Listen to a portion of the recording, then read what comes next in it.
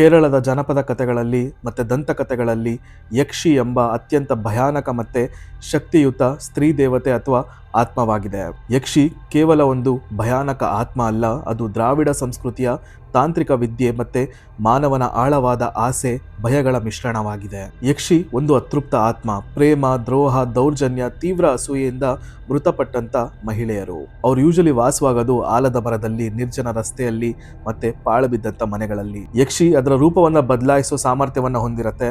ಕೆಲವೊಂದ್ಸಲಿ ಅದು ಬಿಳಿ ಸೀರೆ, ಮಲ್ಲಿಗೆ ಹೂವ ಮುಡಿದು ಅತ್ಯಂತ ಸುಂದರ ಸ್ತ್ರೀಯಂತೆ ಕಂಡು ಬರುತ್ತೆ.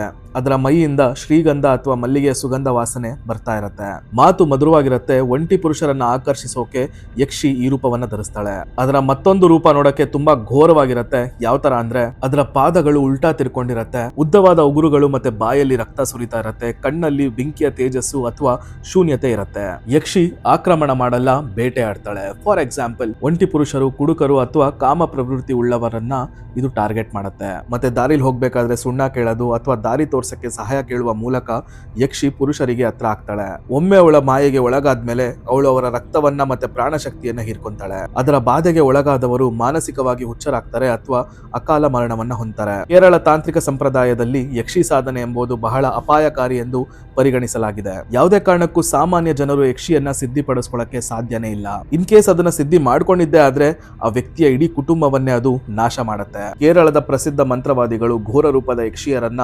ಮಂತ್ರಶಕ್ತಿಯಿಂದ ಕಟ್ಟಾಕಿ ಅವರನ್ನ ಶಾಂತಗೊಳಿಸಿ ದೇಗುಲಗಳಲ್ಲಿ ಪ್ರತಿಷ್ಠಾಪನೆ ಮಾಡಿದ್ದಾರೆ ಎಂಬ ಕಥೆಗಳಿವೆ. ಅದಕ್ಕೆ ಎಕ್ಸಾಂಪಲ್ ಕಂಜಿರೊಟ್ಟು ಯಕ್ಷಿ ಎಂಬ ಪ್ರಸಿದ್ಧ ದೇವಾಲಯ ಕೇರಳದಲ್ಲಿದೆ. ಎಷ್ಟೋ ಜನಕ್ಕೆ ಯಕ್ಷಿ ಮತ್ತೆ ಯಕ್ಷಿಣಿಯರು ಒಂದೇ ಅಂತ ಅನ್ಸುತ್ತೆ, ಆದ್ರೆ ಅದಕ್ಕೆ ತುಂಬಾ ಡಿಫ್ರೆನ್ಸಸ್ ಇದೆ. ಯಕ್ಷಿ ಸೇಡಿನ ಆತ್ಮ, ಯಕ್ಷಿಣಿ ಡೆಮಿಗಾಡೆಸ್. ಯಕ್ಷಿ ಭಾವನಾತ್ಮಕ ಪ್ರೇತಾತ್ಮ, ಆದ್ರೆ ಯಕ್ಷಿಣಿ ನಿಯಮಬದ್ಧ ಅಥವಾ ಕರ್ತವ್ಯಬದ್ಧ.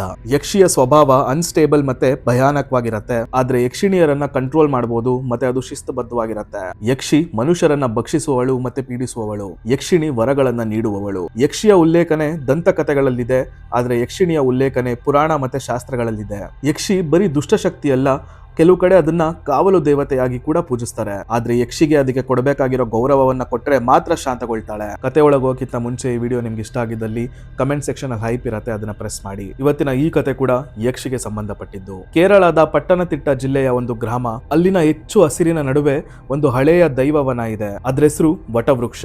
ಆ ಬೃಹತ್ ಆಕಾರದ ವಟವೃಕ್ಷದ ಕೆಳಗೆ ಯಾರೂ ಸುಳಿಯೋದಿಲ್ಲ. ಕಾರಣ ಅಲ್ಲಿ ನೆಲೆಸಿರೋದು ಯಾವುದೋ ದೈವವಲ್ಲ, ತಲೆಮಾರುಗಳಿಂದ ಹಸಿದಿರೋ ಯಕ್ಷಿ. ಅಲ್ಲಿನ ಜನ ಹೇಳೋ ಪ್ರಕಾರ ಅವಳಿಗೆ ಹೊಟ್ಟೆ ಹಸಿದಾಗ ಅಲ್ಲಿನ ಕಾಲುವೆ ನೀರುಗಳು ರಕ್ತ ಬಣ್ಣವಾಗಿ ತಿರ್ಕೊಳತ್ತೆ ಅಂತ.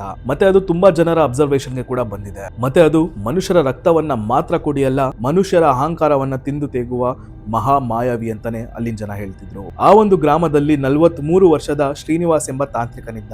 ಅವ್ನು ಯಾವಾಗ್ಲೂ ಕಪ್ಪು ಬಟ್ಟೆಯನ್ನ ಧರಿಸಿ ಕೈಯಲ್ಲಿ ತಾಮ್ರದ ದಂಡವನ್ನ ಹಿಡಿದು ತಿರುಗಾಡ್ತಾ ಇದ್ದ. ಅವನನ್ನ ತಾಂತ್ರಿಕ ಅನ್ನೋ ಬದಲು ತುಂಬಾ ಘೋರವಾದ ತಾಂತ್ರಿಕ ಅಂತಾನೆ ಹೇಳ್ಬೋದು. ಅವನ್ಗೆ ದೇವಾನ್ ದೇವತೆಗಳ ಮೇಲೆಲ್ಲ ನಂಬಿಕೆ ಇರ್ಲಿಲ್ಲ, ಬರೀ ಶಕ್ತಿಯ ಮೇಲೆ ಮಾತ್ರ ನಂಬಿಕೆ ಇತ್ತು. ಅವ್ನು ನಂಬ್ತಿದ್ದು ಒಂದನ್ನೇ, ಈ ಜಗತ್ತಲ್ಲಿ ಶಕ್ತಿ ಅನ್ನೋದು ಒಬ್ಬ ಸೇವಕನಿದ್ದಂತೆ. ಸರಿಯಾದ ಮಂತ್ರಗಳು ಗೊತ್ತಿದ್ರೆ ದೇವಿಯನ್ನ ಕೂಡ ನಮ್ಮ ಮನೆಯ ಕೆಲಸದೊಳನಾಗಿ ಮಾಡ್ಕೊಬಹುದು ಎಂಬ ದುರಾಂಕಾರವನ್ನ ಹೊಂದಿದ್ದ.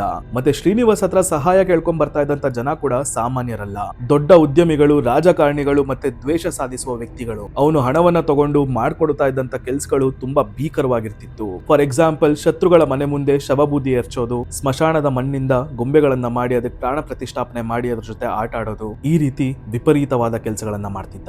ಇನ್ನೂ ಶಕ್ತಿಗಳನ್ನ ಹೆಚ್ಚಿಸ್ಕೊಬೇಕು, ಇನ್ನೂ ಭಯಾನಕ ಆತ್ಮಗಳನ್ನ ನನ್ನ ಕೈ ಕೆಳಗಡೆ ಇಟ್ಕೊಬೇಕೆಂಬ ಹುಚ್ಚೋನಲ್ಲಿ ಹೆಚ್ಚಾಗ್ತಾನೆ ಹೋಗ್ತಿತ್ತು. ಆಗ ಅವನ ಗಮನಕ್ಕೆ ಬಂದಿದ್ದೆ ವಟವೃಕ್ಷದ ಯಕ್ಷಿಯ ವಿಷಯ. ಅವನಿಗೆ ಸಿದ್ಧಿಗಳನ್ನ ಹೇಳ್ಕೊಟ್ಟಂತ ಗುರುಗಳು ಆ ವಟವೃಕ್ಷದ ಯಕ್ಷಿ ಬಗ್ಗೆ ಸ್ವಲ್ಪ ಜಾಗೃತಿಯಾಗಿರುವಂತ ಹೇಳಿದ್ರು. ಆದ್ರೆ ಶ್ರೀನಿವಾಸ್ಗೆ ಇವಾಗ ನಾನು ಎಲ್ಲವನ್ನೂ ಸಿದ್ಧಿಪಡಿಸ್ಕೊಂಡಾಗಿದೆ, ಈ ಯಕ್ಷಿ ಎಲ್ಲ ಇನ್ಯಾವ ಲೆಕ್ಕ ಅಂದಂಗೆ ಆಗೋಗಿತ್ತು. ಹಾಗೆ ಅವನು ಅವರ ಗುರುಗಳು ಅಥವಾ ತಂತ್ರ ಪರಂಪರೆಯಲ್ಲಿ ಯಾರಾದ್ರೂ ಯಕ್ಷಿ ಬಗ್ಗೆ ಬರ್ದಿದಾರ ಅಂತ ತಾಳೆಗರಿಗಳನ್ನೆಲ್ಲ ಚೆಕ್ ಮಾಡ್ತಾ ಹೋಗ್ತಾನೆ. ಆಗ ಅವನ್ಗಲ್ಲಿ ಯಕ್ಷಿ ಸಾಧನೆ ಬಗ್ಗೆ ಮಾಹಿತಿ ಸಿಗತ್ತೆ. ಅದನ್ನ ಓದ್ಬೇಕಾದ್ರೆ ಪಾತಾಳದ ನಿಧಿಗಳು ಮತ್ತೆ ಮರಣವನ್ನ ಜಯಿಸೋ ಶಕ್ತಿಗಳೇ ನನಗೆ ಸಿಗತ್ತೆ ಎಂಬ ನಂಬಿಕೆ ಅವನಲ್ಲಿ ಹುಟ್ತಾ ಹೋಗುತ್ತೆ. ಮತ್ತೆ ಶ್ರೀನಿವಾಸ್ಗೆ ಮನ್ಸಲ್ಲೇ ಒಂದು ವಿಷಯ ಓಡಕ್ ಶುರುವಾಗತ್ತೆ. ಅದೇನಂದ್ರೆ, ಇಷ್ಟು ದಿನ ನಾನು ಸಣ್ಣ ಪುಟ್ಟ ಪ್ರೇತಾತ್ಮಗಳಿಂದ ದೊಡ್ಡ ದೊಡ್ಡ ಭಯಾನಕ ಪ್ರೇತಾತ್ಮಗಳನ್ನ ಕಟ್ಟಾಕಿದ್ದೀನಿ, ಆದ್ರೆ ಈಗ ಈ ಯಕ್ಷಿಯನ್ನ ಕಟ್ಟಾಕಿ ನನ್ನ ಕಾಲ್ ಕೆಳಗಡೆ ಇಟ್ಕೊಂಡು ಇಡೀ ತಂತ್ರಲೋಕಕ್ಕೆ ಅಧಿಪತಿ ಆಗ್ತೀನಿ ಅಂತ. ನಂತರ ಅವನು ಯಕ್ಷ ಸಾಧನೆಗೆ ಸಿದ್ಧವಾಗ್ತಾನೆ. ಅದು ಸಾಮಾನ್ಯ ಸಿದ್ಧಿ ಆಗಿರ್ಲಿಲ್ಲ, ಅದೊಂದು ರಕ್ತ ಬಲಿ ತಂತ್ರವಾಗಿತ್ತು. ಕರ್ಕಾಟಕ ಮಾಸದ ಗಾಢ ಮಳೆಯ ರಾತ್ರಿಯಲ್ಲಿ ಆಕಾಶದಲ್ಲಿ ಚಂದ್ರನ ಸುಳಿವಿರ್ಲಿಲ್ಲ.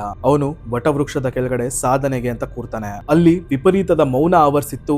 ಆ ಮೌನದಲ್ಲೂ ಒಂದು ಕಿರುಚಾಟದ ಶಬ್ದ ಅಡಗಿತ್ತು. ಶ್ರೀನಿವಾಸ್ ಮರದ ಕೆಳಗಡೆ ಕೂತ್ಕೊಂಡು 4 ದಿಕ್ಕಲ್ಲೂ 4 ತಲೆಬುರುಡೆಗಳನ್ನ ಇಡ್ತಾನೆ. ನಂತರ ಮಧ್ಯದಲ್ಲಿ ರಕ್ತ ಮತ್ತೆ ಹಳದಿಯಿಂದ ಪದ್ಮ ಚಕ್ರವನ್ನ ಬರಿತಾನೆ. ನಂತರ ಅಲ್ಲಿ ಕೂತು ಜೋರಾಗಿ ಯಕ್ಷಿ ಮಂತ್ರವನ್ನ ಜಪ್ಸೋಕ್ ಶುರು ಮಾಡ್ಕೊಂತಾನೆ. ಆರಂಭದಲ್ಲಿ ಅಲ್ಲೆಲ್ಲ ನಾರ್ಮಲ್ ಆಗಿತ್ತು, ಆದ್ರೆ ಇದ್ದಕ್ಕಿದ್ದಂಗೆ ಅಲ್ಲಿ ಬೀಸ್ತಾ ಇದ್ದಂತ ಗಾಳಿ ನಿಂತೋಗತ್ತೆ. ಮರದ ಎಲೆಗಳೆಲ್ಲ ಒಂದೊಂದಾಗೆ ಕೆಳಗ್ ಬೀಳಕ್ ಶುರುವಾಗತ್ತೆ. ಅಕ್ಕಪಕ್ಕದಲ್ಲಿದ್ದಂತ ಕಾಲುವೆ ನೀರುಗಳೆಲ್ಲ ಕಪ್ಪಾಗಿ ಬದಲಾಗತ್ತೆ. ಮತ್ತೆ ಮರದ ಮೇಲಿಂದ ಒಂದು ಭಯಾನಕ ನಗು ಕೇಳ್ಬರತ್ತೆ. 4 ದಿಕ್ಕಲ್ಲೂ ಮೌನ ಆವರ್ಸತ್ತೆ. ಶ್ರೀನಿವಾಸ್ ಕಣ್ ತೆಗೆದು ನೋಡಿದಾಗ ಅವನ್ ಮುಂದೆ ಒಂದ್ ಹೆಣ್ಣು ಸುಂದರವಾಗಿ ನಿಂತಿದ್ಲು. ಆಕೆಯ ಸೌಂದರ್ಯ ಎಂತವ್ರನ್ನ ಬೇಕಾದ್ರೂ ಮರಳು ಮಾಡೋ ತರ ಇತ್ತು. ಅವಳು ಬಿಳಿ ಸೀರೆಯನ್ನ ಉಟ್ಕೊಂಡಿದ್ಲು, ಮತ್ತೆ ಉದ್ದವಾದ ಕಪ್ಪು ಕೂದ್ಲಿತ್ತು. ಕಣ್ಣುಗಳಲ್ಲಿ ಕಾಮ ಮತ್ತೆ ತುಟಿಯಲ್ಲಿ ವಿಷಾದ ನಗುವಿತ್ತು. ಯಕ್ಷಿ ಅವನ್ ಮುಂದೆ ನಿಂತು ಯಾಕೆ ನಿನ್ನ ಕರೆದಿದ್ದು ಅಂತ ಮೃದುವಾದ ಧ್ವನಿಯಲ್ಲಿ ಕೇಳತ್ತೆ. ಶ್ರೀನಿವಾಸ್ ಅವಳನ್ನ ನೋಡಿ ಗಾಬರಿ ಬೀಳಲಿಲ್ಲ. ಅವನ ಹತ್ರ ಇದ್ದಂತ ದಂಡವನ್ನ ನೆಲಕ್ಕೆ ಹೊಡೆದು, ಇನ್ಮುಂದೆ ನೀನು ನನಗೆ ದಾಸಿಯಾಗಿರ್ಬೇಕು, ನನ್ನ ಆಜ್ಞೆಯನ್ನ ಪಾಲಿಸ್ಬೇಕು, ನಾನು ಹೇಳ್ದಂಗೆ ಕೇಳ್ಕೊಂಡಿರ್ಬೇಕು ಅಂತ ಹೇಳ್ತಾನೆ. ಆಗ ಯಕ್ಷಿ ಜೋರಾಗಿ ನಗ್ತಾಳೆ. ಆ ಧ್ವನಿ ಇಡೀ ಕಾಡಿಗೆ ಪ್ರತಿಧ್ವನಿಸತ್ತೆ. ಅವಳು ನಿಧಾನಕ್ಕೆ ಅವನ ಬಳಿ ಹೋಗಿ ಅವನ ಕುತ್ತಿಗೆ ಹತ್ರ ಉಸಿರಾಡ್ತಾ, ಒಂದು ಒಪ್ಪಂದ ಮಾಡ್ಕೊಳ್ಳೋಣ, ನಾನ್ ನಿನಗೆ ಏನ್ ಬೇಕಾದ್ರೂ ಕೊಡ್ತೀನಿ, ಅದರ ಪ್ರತಿಯಾಗಿ ಪ್ರತಿ ರಾತ್ರಿ ನೀನು ನಿನ್ನ ಶರೀರದ ಒಂದು ಭಾಗದ ಮೇಲಿನ ಹತೋಟಿಯನ್ನ ಕೊಡ್ಬೇಕಾಗತ್ತೆ ಅಂತ ಹೇಳತ್ತೆ. ಅಹಂಕಾರದ ಅಮಲಿನಲ್ಲಿ ಶ್ರೀನಿವಾಸ್ ಅದರ ಬಗ್ಗೆ ಯೋಚನೆ ಮಾಡದೆ ಒಪ್ಕೊಂತಾನೆ. ಮುಂದಿನ ಕೆಲವು ದಿನಗಳಲ್ಲಿ ಶ್ರೀನಿವಾಸ್ಗೆ ಎಲ್ಲೋ ಸ್ವರ್ಗದಲ್ಲಿ ವಾಸವಾಗಿದ್ದೀನಿ ಅನ್ನೋಷ್ಟು ಆನಂದವಾಗಿತ್ತು. ಅವನ ಶತ್ರುಗಳು ವಿಚಿತ್ರವಾಗಿ ಒಬ್ರೊಬ್ರೆ ಸಾವನ್ನಪ್ತಾರೆ. ಅವನ ಮನೆಯಲ್ಲಿ ಸಂಪತ್ತು ತುಂಬಿ ತುಳುಕಾಡ್ತಿತ್ತು. ಮತ್ತೆ ಯಕ್ಷಿ ರಾತ್ರಿ ಆದ್ರೆ ಅವನ ಜೊತೆಗಿರ್ತಿದ್ಲು. ಆದ್ರೆ ನಿಧಾನಕ್ಕೆ ಒಂದಷ್ಟು ವಿಷಯ ಬದಲಾಗಕ್ ಶುರುವಾಗತ್ತೆ. ಒಂದಿನ ಬೆಳಗ್ಗೆ ಎದ್ದಾಗ ಶ್ರೀನಿವಾಸಿನ ಎಡಗೈ ಬೆರಳುಗಳು ಕೆಲಸ ಮಾಡ್ತಿರ್ಲಿಲ್ಲ. ಅದು ಮರದ ಕೊಂಬೆಗಳ ತರ ಗಟ್ಟಿಯಾಗಿ ಹೋಗಿತ್ತು. ಮತ್ತೆ ಮರುದಿನ ಅವನ ಕಣ್ಣಿನ ದೃಷ್ಟಿಗಳು ಮುಸ್ಕಾಗತ್ತೆ. ಅವನು ಕನ್ನಡಿ ಮುಂದೆ ನಿಂತ್ಕೊಂಡು ಅವನನ್ನೇ ನೋಡ್ಕೊಳ್ಳುವಾಗ ಅವನ ದೇಹ ಮಾತ್ರ ಕಾಣ್ತಿತ್ತು, ಅವನ ಮುಖ ಕಾಣ್ತಿರ್ಲಿಲ್ಲ. ಮತ್ತೆ ಅವನ ಹಿಂದೆ ಯಕ್ಷಿ ನಿಂತು ಕುತ್ತಿಗೆಯನ್ನ ಸವರ್ತಿರೋ ಹಾಗೆ ಕನ್ನಡಿನಲ್ಲಿ ಕಂಡು ಬರುತ್ತೆ. ಮತ್ತೆ ಯಕ್ಷಿಯ ಕಣ್ಣು ಮುಂಚೆ ತರ ಸುಂದರವಾಗಿರ್ಲಿಲ್ಲ, ಕಂಪ್ಲೀಟ್ ಆಗಿ ಕಪ್ಪಾಗೋಗಿತ್ತು. ಆಗ ನಿಧಾನಕ್ಕೆ ಶ್ರೀನಿವಾಸ್ಗೆ ಅರ್ಥ ಆಗ್ತಾ ಹೋಗುತ್ತೆ, ಅವನು ಯಕ್ಷಿಯನ್ನ ವಶಪಡಿಸ್ಕೊಂಡಿಲ್ಲ, ಬದಲಾಗಿ ಅವನು ಆಕೆಗೆ ಆಹಾರ ಆಗಿದ್ದಾನೆ ಅಂತ.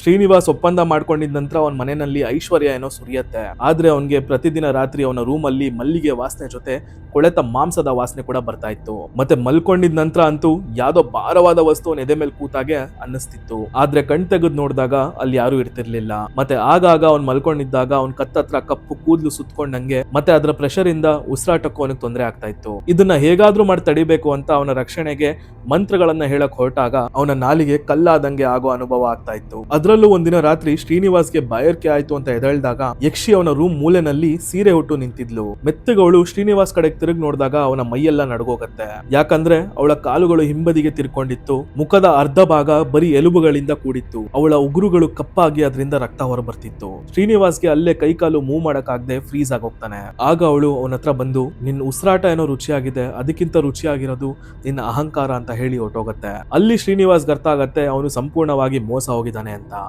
ಅವನನ್ನೇ ಉಳಿಸ್ಕೊಳ್ಳಕ್ಕೆ ಹಲವಾರು ಪ್ರಯತ್ನಗಳನ್ನ ಮಾಡಕ್ ಶುರು ಮಾಡ್ಕೊಂತಾನೆ. ನೆಕ್ಸ್ಟ್ ದಿನ ಬೆಳಗ್ಗೆನೆ ಅವನು ಬಂಧನದ ಯಂತ್ರವನ್ನ ಮಾಡಿ ಮನೆ ಸುತ್ತಲೂ ಅದನ್ನ ಹೂತಾಕ್ತಾನೆ. ಸ್ಮಶಾನದ ಮಣ್ಣಿಂದ ರಕ್ಷಾ ಕವಚವನ್ನ ಮಾಡಕ್ಕೆ ಅಂತ ಹೋದಾಗ ಎಲ್ಲಿಂದನೋ ಅದ್ರ ಮೇಲೆ ರಕ್ತ ಬಿದ್ದು ಅದರ ಶಕ್ತಿ ಹೊರಟೋಗತ್ತೆ. ಮತ್ ಮುಂಚೆನೆ ಒಂದು ಮೂಲೆನಲ್ಲಿ ಪೂಜೆ ಮಾಡಿಟ್ಟಿದ್ದಂತ ತಾಮ್ರದ ಪಾತ್ರೆಗಳು ಅದಾಗದೆ ಒಡೆದೋಗತ್ತೆ. ಅಲ್ಲೊಂದು ವಿಷಯ ಅವನಿಗೆ ಅರ್ಥ ಆಗಿದ್ದೇನು ಅಂದ್ರೆ ಯಕ್ಷಿ ಅವನ ಶಕ್ತಿಯನ್ನ ಅವನ ವಿರುದ್ಧವೇ ಬಳಸ್ತಾ ಇದೆ ಅಂತ. ಅವನ ಈ ಪ್ರಯತ್ನವನ್ನ ಮಾಡಿದ್ರಿಂದ ಅವನ ಶರೀರ ಇವಾಗ ಅವನ ಕಂಟ್ರೋಲ್ ಅಲ್ಲಿ ಇರ್ಲಿಲ್ಲ. ಸುಸ್ತಾಗಿ ಬೇಜಾರಾಗೋಗಿ ಅವನ ರೂಮಲ್ಲಿ ಹೋಗಿ ಅವನ ಕನ್ನಡಿ ಮುಂದೆ ನಿಂತ್ಕೊಂಡಾಗ ಅವನ ಚರ್ಮದಡಿಯಲ್ಲಿ ಹುಳುಗಳು ನಡೆದಾಡ್ತಾ ಇರೋ ಹಾಗೆ ಕಂಡು ಬರುತ್ತೆ. ಮತ್ತೆ ಅವನ ಬೆರಳುಗಳಿಂದ ಉಗುರುಗಳು ತಾನಾಗ್ತಾನೆ ಕೆಳಗ್ ಬಿದ್ದೋಗತ್ತೆ. ಅವನು ನೋವಿಂದ ಜೋರಾಗಿ ಕಿರುಚ್ಕೊಳ್ಳೋ ಪ್ರಯತ್ನ ಪಟ್ಟಾಗ ಅವನ ಬಾಯಿಂದ ಮನುಷ್ಯನ ಧ್ವನಿ ಬರ್ತಿರ್ಲಿಲ್ಲ, ಗಾಳಿಯ ಶಬ್ದ ಮಾತ್ರ ಬರ್ತಿತ್ತು. ನೋವನ್ನ ತಡ್ಕೊಳಕ್ಕಾಗದೆ ಮನೆಯಿಂದ ಓಡೋಗೋ ಪ್ರಯತ್ನವನ್ನ ಮಾಡಿದಾಗ ಅವನ ಮನೆ ಡೋರ್ಗಳು ಆಟೋಮೆಟಿಕ್ ಆಗಿ ಕ್ಲೋಸ್ ಆಗತ್ತೆ. ಮತ್ತೆ ಯಾವುದೋ ಒಂದು ಶಕ್ತಿ ಅವನನ್ನ ಎಳೆದು ನೆಲಕ್ ಬಿಸಾಕತ್ತೆ. ಆಗ ಅಲ್ಲೇ ಅವನ ಮುಂದೆ ಯಕ್ಷಿ ಪ್ರತ್ಯಕ್ಷವಾಗಿ, ನೀನ್ ನನ್ನನ್ನ ಕಾಲ್ ಕೆಳಗಡೆ ಇಟ್ಕೊಳಕ್ಕೆ ಪ್ರಯತ್ನ ಮಾಡಿದ್ದೆ ಅಲ್ಲ, ಆದ್ರೆ ಈಗ ನೋಡು ನಿನ್ನ ಇಡೀ ಶರೀರವೇ ನನ್ನ ಹಿಡಿತದಲ್ಲಿದೆ ಅಂತ ಜೋರಾಗಿ ನಗಕ್ ಶುರು ಮಾಡತ್ತೆ. ಮತ್ತೆ ಇದಾದ ನಂತರ ಎಷ್ಟೋ ದಿನಗಳ ಕಾಲ ಊರಿನ ಜನದ ಕಣ್ಣಿಗೆ ಶ್ರೀನಿವಾಸ್ ಬೀಳಲೇ ಇಲ್ಲ. ಆದ್ರೆ ಇದ್ದಕ್ಕಿದ್ದಂಗೆ ಸ್ವಲ್ಪ ಜನ ಕೆಲ್ಸಕ್ಕೆ ಅಂತ ಹೋಗ್ಬೇಕಾದ್ರೆ ವಟವೃಕ್ಷದ ಹತ್ರ ಶ್ರೀನಿವಾಸ್ನ ಬಟ್ಟೆಗಳು ಕಂಡು ಬರುತ್ತೆ. ಅವನ್ ಧರಿಸ್ತಾ ಇದ್ದಂತ ಕಪ್ಪು ಬಟ್ಟೆ ಮತ್ತೆ ತಾಮ್ರದ ದಂಡ ಸಿಗತ್ತೆ. ಮತ್ತೆ ಮರದ ಮೇಲೆ ಅಲ್ಲಲ್ಲಿ ರಕ್ತದ ಹನಿ ಕಂಡು ಬರುತ್ತೆ. ಅಲ್ಲಿ ಊರಿನ ಜನಕ್ಕೆ ಅರ್ಥ ಆಗತ್ತೆ ಶ್ರೀನಿವಾಸ್ಗೆ ತಂತ್ರ ಪ್ರಯೋಗಗಳ ಮೇಲಿದ್ದಂತ ಹುಚ್ಚಿನಿಂದ ಯಕ್ಷಿಯನ್ನ ಆವಾಹನೆ ಮಾಡಿ ಅದರಿಂದ ಅಂತ್ಯ ಆಗಿದ್ದಾನೆ ಅಂತ. ಆದ್ರೆ ಕತೆ ಇಲ್ಲಿಗೆ ಮುಗಿಲಿಲ್ಲ. ಸ್ವಲ್ಪ ದಿನ ಕಳೀತಾ ಇದ್ದಂಗೆ ಅಲ್ಲಿದ್ದಂತ ಜನರಿಗೆಲ್ಲ ವಟವೃಕ್ಷದ ಹತ್ರದಿಂದ ಪಾಸ್ ಆಗ್ಬೇಕಾದ್ರೆ ಯಕ್ಷಿಯ ನಗು ಕೇಳ್ಬರ್ತಿತ್ತು. ಜೊತೆಗೆ ಯಾರೋ ಒಬ್ಬ ಪುರುಷನ ಉಸಿರಾಟದ ಧ್ವನಿ ಕೇಳ್ಬರ್ತಿತ್ತು. ಮತ್ತೆ ಆ ವೃಕ್ಷದ ಹತ್ರ ಶ್ರೀನಿವಾಸ್ಗೆ ಸಂಬಂಧಪಟ್ಟಂತ ಕೆಲವು ವಸ್ತುಗಳು ಆಗಾಗ ಸಿಕ್ತಿತ್ತು. ಫಾರ್ ಎಕ್ಸಾಂಪಲ್ ಅವ್ನು ಹಾಕೊಂತಾ ಇದ್ದಂತ ಚಪ್ಪಲಿ, ರುದ್ರಾಕ್ಷಿ ಮತ್ತೆ ಖಡ್ಗಗಳು. ಮತ್ತೆ ರಾತ್ರಿ ಆದ್ರೆ ಸಾಕು ಆ ಮರದಿಂದ ರಕ್ತ ಹೊರಗೆ ಬಂದು ನೆಲದ ಮೇಲೆ ಬೀಳ್ತಿತ್ತು. ಗಾಳಿಯಲ್ಲಿ ಹೂವಿನ ವಾಸನೆ ಬದಲು ಹಸಿ ಮಾಂಸದ ವಾಸನೆ ಬರ್ತಿತ್ತು. ಒಂದೊಂದೇ ಈ ರೀತಿ ಅನಾಹುತಗಳಾಗ್ಬೇಕಾದ್ರೆ ಅಲ್ಲಿನ ಜನರೆಲ್ಲರೂ ಸೇರ್ಕೊಂಡು 70 ವರ್ಷದ ಹಳೆಯ ತಾಂತ್ರಿಕನಾದ ಕೇಶವನ್ ನಂಬೋದರಿಯನ್ನ ಕರ್ತರ್ತಾರೆ. ಅವರು ಸ್ವಲ್ಪ ಹೊತ್ತು ವಟವೃಕ್ಷದ ಮುಂದೆ ನಿಂತು ಪರಿಶೀಲನೆ ಮಾಡಿ ನೋಡಿದಾಗ ಅವರೇ ಬೆಚ್ಚ ಬೀಳ್ತಾರೆ. ಯಾಕಂದ್ರೆ ಅಲ್ಲಿದ್ದಂತ ಯಕ್ಷಿ ಇವಾಗ ಸಾಮಾನ್ಯ ಯಕ್ಷಿ ಆಗಿರ್ಲಿಲ್ಲ, ಆ ಜಾಗದ ಅಧಿಪತಿ ಆಗೋಗಿದ್ಲು. ಶ್ರೀನಿವಾಸ್ ಅವನ ಅಹಂಕಾರವನ್ನ ಅವಳಿಗೆ ಶಕ್ತಿಯಾಗಿ ಕೊಟ್ಟಿದ್ದ. ಆಗ ಕೇಶವನ್ ನಂಬೋದರಿ ಅಲ್ಲಿನ ಊರಿನ ಜನಕ್ಕೆ ಇಲ್ಲಿರೋ ಯಕ್ಷಿಯನ್ನ ಕಟ್ಟಾಕಕ್ಕಾಗಲ್ಲ, ಆದ್ರೆ ಶಾಂತಗೊಳಿಸಬಹುದು, ಆದ್ರೆ ಅದಕ್ಕೆ ಈ ಊರಿನ ಜನನೇ ಬೆಲೆ ಕಟ್ಟಬೇಕಾಗತ್ತೆ ಅಂತ ಎಚ್ಚರಿಸ್ತಾರೆ. ನಂತರ ನಂಬೋದರಿ ಮರದ ಸುತ್ತಲೂ ರಕ್ತ ದರ್ಪಣವನ್ನ ನೀಡ್ತಾರೆ. ನಂತರ ಅವರಲ್ಲಿ ಮಂತ್ರವನ್ನ ಪಠಿಸಬೇಕಾದ್ರೆ ಒಂದು ಸಣ್ಣ ದೋಷವಾಗತ್ತೆ. ಮಂತ್ರದ ಶಬ್ದಕ್ಕೆ ಶಾಂತವಾಗೋ ಬದಲು ಯಕ್ಷಿ ಉಗ್ರವಾಗಿ ಹೋಗ್ತಾಳೆ. ಕೋಪದಲ್ಲಿ ಅವಳು ಮುಂದೆ ನಿಂತಿದ್ದಂತ ಇಬ್ರು ಗ್ರಾಮಸ್ಥರ ಕಾಲುಗಳನ್ನ ಕತ್ತರಿಸ್ತಾಳೆ. ಅಲ್ಲಿ ನಂಬೋದರಿ ಯಕ್ಷಿಯ ಪೂರ್ಣ ರೂಪವನ್ನ ನೋಡ್ತಾರೆ. ಅಷ್ಟರಲ್ಲೇ ಮರದೊಳಗಿಂದ ಶ್ರೀನಿವಾಸನ ಧ್ವನಿ ನನ್ನನ್ನ ಉಳಿಸಿ ಅಂತ ಕೇಳ್ಬರತ್ತೆ. ನಂಬೋದರಿ ಅವರ ಕೈಲಾದ ಪ್ರಯತ್ನವನ್ನ ಮಾಡಿ ಯಕ್ಷಿಯನ್ನ ಶಾಂತಗೊಳಿಸಕ್ಕೆ ಪ್ರಯತ್ನ ಪಡ್ತಾರೆ, ಆದ್ರೆ ಅದಾಗ್ಲೇ ಇಲ್ಲ. ಆಗ ಅವರು ಅಲ್ಲಿದ್ದಂತ ಜನರ ಹತ್ರ ಎಲ್ಲ ಈ ಯಕ್ಷಿಯನ್ನ ಬಂಧಿಸೋಕ್ ಸಾಧ್ಯ ಇಲ್ಲ, ಇನ್ಮೇಲೆ ಯಾರು ಈ ವಟವೃಕ್ಷದ ಹತ್ರ ಓಡಾಡಬೇಡಿ, ಅದು ಬೆಳಗ್ಗೆನೇ ಆಗಿರ್ಲಿ ರಾತ್ರಿನೇ ಆಗಿರ್ಲಿ ಯಾರು ಇಲ್ಲಿ ಓಡಾಡಬೇಡಿ ಅಂತ ಹೇಳಿ ಅಲ್ಲಿಂದ ಹೊರಟ್ಬಿಡ್ತಾರೆ. ಮತ್ತೆ ಅವತ್ತಿನ ದಿನ ರಾತ್ರಿನೇ ಊರಲ್ಲಿದ್ದಂತ ಜನರ ಮನೆಯ ಬಾವಿಯ ನೀರೆಲ್ಲ ಕೆಂಪಾಗಿ ಬದಲಾಗತ್ತೆ. ಮತ್ತೆ ಆ ಊರಿನ 5 ಜನ ಗಂಡಸರು ವಿಚಿತ್ರವಾಗಿ ಸಾವನ್ನಪ್ತಾರೆ. ಮೃತ ಹೊಂದವರ ದೇಹದಲ್ಲಿ ಒಂದು ಹನಿನೂ ರಕ್ತ ಇರಲಿಲ್ಲ. ಮತ್ತೆ ಶ್ರೀನಿವಾಸ್ ವಾಸವಾಗಿದ್ನಲ್ಲ ಆ ಮನೆ ಕೂಡ ಯಾವುದೋ ಮರದ ಕೊಂಬೆಗಳಿಂದ ತುಂಬೋಗಿತ್ತು. ಇವತ್ತಿಗೆ ಆ ವಟವೃಕ್ಷದ ಹತ್ರ ಬೆಳಗ್ಗೆ ಆಗಿರ್ಲಿ ರಾತ್ರಿ ಆಗಿರ್ಲಿ ಯಾರು ಓಡಾಡಲ್ಲ. ಮತ್ತೆ ಸುಮಾರು ಜನ ರಾತ್ರಿ ಹೊತ್ತು ಗೊತ್ತಿಲ್ಲದೆ ಆ ಮರದ ಹತ್ರ ಪಾಸ್ ಆಗ್ಬೇಕಾದಾಗೆಲ್ಲ ಯಾವ್ದೋ ಗಂಡಸಿನ ಮಂತ್ರದ ಶಬ್ದಗಳು ಕೇಳ್ಬರತ್ತಂತೆ. ಮತ್ತೆ ಇನ್ನೂ ಕೆಲವ್ರಿಗಂತೂ ಯಕ್ಷಿಯ ಘೋರವಾದ ನಗುವಿನ ಶಬ್ದ ಕೂಡ ಕೇಳ್ಬಂದಿದೆ ಅಂತ ಹೇಳ್ತಾರೆ. ಶ್ರೀನಿವಾಸ್ ಯಕ್ಷಿಯನ್ನ ಸಿದ್ಧಿಪಡಿಸ್ಕೊಳ್ಳಕ್ಕೆ ಪ್ರಯತ್ನ ಪಟ್ಟ, ಆದ್ರೆ ಅವನ ಅಹಂಕಾರದ ಮೂಲಕ ಆಕೆಗೆ ಒಂದು ಹೊಸ ಜನ್ಮನೇ ಸಿಕ್ತು. ಯಕ್ಷಿ ಇವಾಗ ವಟವೃಕ್ಷದ ಹತ್ರ ಮಾತ್ರ ಇರಲ್ಲ, ಅಲ್ಲಿರೋ ಮನುಷ್ಯರ ಅಹಂಕಾರದ ಕತ್ತಲೆಯಲ್ಲಿ ಅವರನ್ನ ಅಂತ್ಯಗೊಳಿಸಕ್ಕೆ ಅಂತ ಕಾಯ್ತಾ ಕೂತಿರತ್ತೆ. ಇವತ್ತಿನ ಈ ಕಂಟೆಂಟ್ ಹೇಗಿತ್ತು ಅಂತ ಕಮೆಂಟ್ಸ್ ಅಲ್ಲಿ ತಿಳಿಸಿ. ಮತ್ತೆ ನಿಮ್ಗೆ ಹಾರರ್ ಸ್ಟೋರೀಸ್ ಇಷ್ಟ ಆಗಿದ್ದಲ್ಲಿ ನನ್ನ ಚಾನೆಲ್ನ ಲೈಕ್, ಶೇರ್, ಸಬ್ಸ್ಕ್ರೈಬ್ ಮಾಡ್ಕೊಳ್ಳಿ. Stay tuned.